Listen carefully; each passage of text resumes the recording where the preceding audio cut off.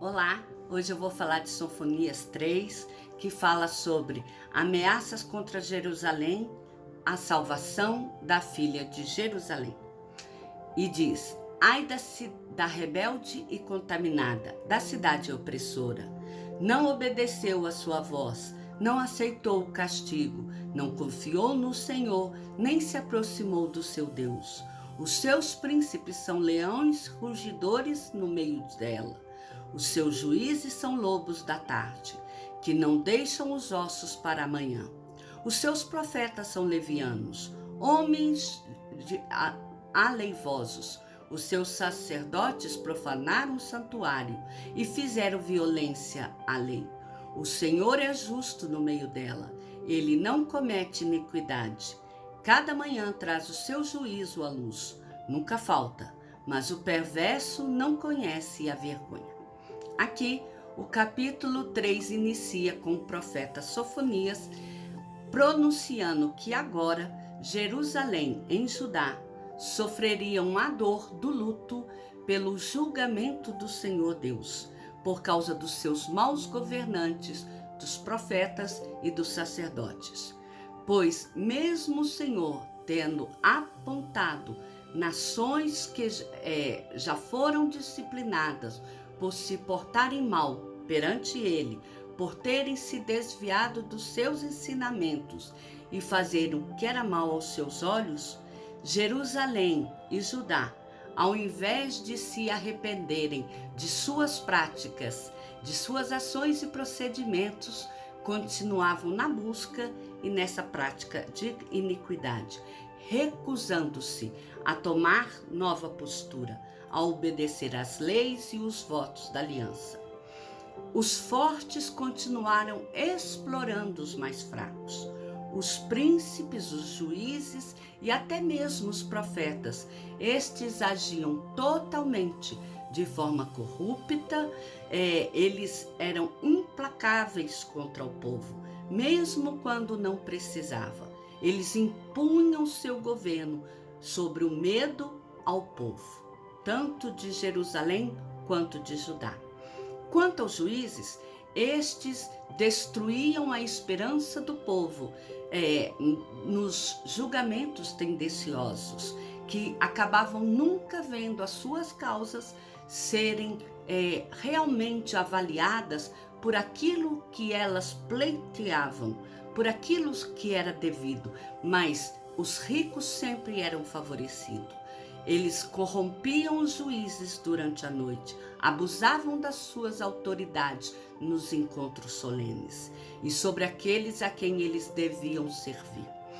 Já os profetas, estes agiam traiçoeiramente, entregando profecias fraudulentas, mas que lhes rendia bastante lucro, bastante oferendas, de modo que agradavam os nobres e enriqueciam seus bolsos. Quanto aos sacerdotes de Jerusalém, estes profanaram o santuário, por passarem a tratar o sagrado ou o santo com irrelevância e desrespeito, violando a lei do Senhor. No entanto, o Senhor Deus é justo e vê tudo o que estava acontecendo em Jerusalém, e ele não aceita a iniquidade, a maldade, a perversidade no meio do seu povo. Por isso, o seu juízo viria sobre Jerusalém. E o texto diz: exterminarei as nações, as suas torres serão assoladas. Fiz desertas suas praças, a ponto de não ficar quem passe por elas. As suas cidades foram destruídas, até não ficar ninguém, até não haver quem as habite. Eu dizia: certamente me temerás e aceitarás a correção, e assim a sua morada não seria destruída, conforme tudo aquilo porque a castiguei. Mas eles se levantaram de madrugada, corromperam todas as suas obras. Portanto, esperai-me, diz o Senhor, no dia em que eu me levantar para o despojo, porque o meu decreto é ajuntar as nações e congregar os reinos, porque para sobre eles derramar a minha indignação e todo o ardor da minha ira, porque toda a terra será consumida pelo fogo do meu zelo. Aqui, o profeta Sofonias está falando que no julgamento que viria sobre Jerusalém, Deus exterminaria a cidade, assim como ele exterminou as demais, que foram assoladas, desertas, destroçadas e tornaram-se inabitáveis. E dessa forma, o povo seria tratado e purificado da sua impureza, pois sobre ele só sobraria o temor de Deus e a aceitação da sua santa correção dos pecados que eles haviam cometido, uma vez que eles perceberiam em sua própria carne que Deus não aceita o mal, Deus não aceita aquilo que ele não instituiu. Ou seja, uma vez que eles não aceitaram corrigir os seus caminhos por bem, Deus os corrigiria agora com mãos fortes e pesadas. Tudo isso por zelo a tudo quanto ele criou e estabeleceu. Ou seja, quem não muda pelo amor, ele muda pela dor. Que as pessoas um dia, elas estarão diante de Deus, o reto juiz, para receberem a sua sentença judicial, seja para o bem ou para o mal eterno. Quando o Senhor der a sua decisão final sobre todas as coisas, decisão que será culminada pelo fogo do julgamento e o poder de Deus sobre todas as nações, e depois a restauração de toda a sua criação. E continua o texto: porque então darei uma linhagem pura aos povos, para que todos invoquem o nome do Senhor, para que o sirvam com o mesmo consenso, da além dos rios da Etiópia, meus zelosos adoradores, que constituem a filha dos meus dispersos, me trarão sacrifício. Naquele dia não te envergonharás de nenhuma de tuas obras, com as quais te rebelaste contra mim, porque então tirarei do meio de ti os que exultam a tua soberba, e tu nunca mais te ensoberbecerás no meu monte santo, mas deixarei no meio de ti um povo humilde e pobre, e eles confiarão no nome do Senhor. O remanescente de Israel não cometerá iniquidade, nem proferirá mentira, e na sua boca não se achará língua enganosa, mas serão apacentados e deitar-se-ão, e não haverá quem os espante. O profeta Sofonias, ele comunica aqui nessa parte a Jerusalém e a Judá, que depois que vier o julgamento do Senhor sobre o povo, todo este tiver se arrependido dos seus pecados e os seus lábios forem purificados, este povo trará sacrifícios de louvores pelos feitos do Senhor no meio deles. E Deus refugiará o remanescente do povo e encherá a terra da sua justiça. Dessa forma, as pessoas humildes serão protegidas e prósperas, pois agora a terra estaria restaurada.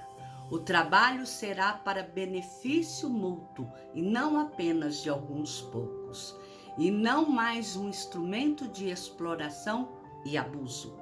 Uma bênção e transformação que também atingirá os israelitas que estivessem exilados, dispersos entre outras nações da terra.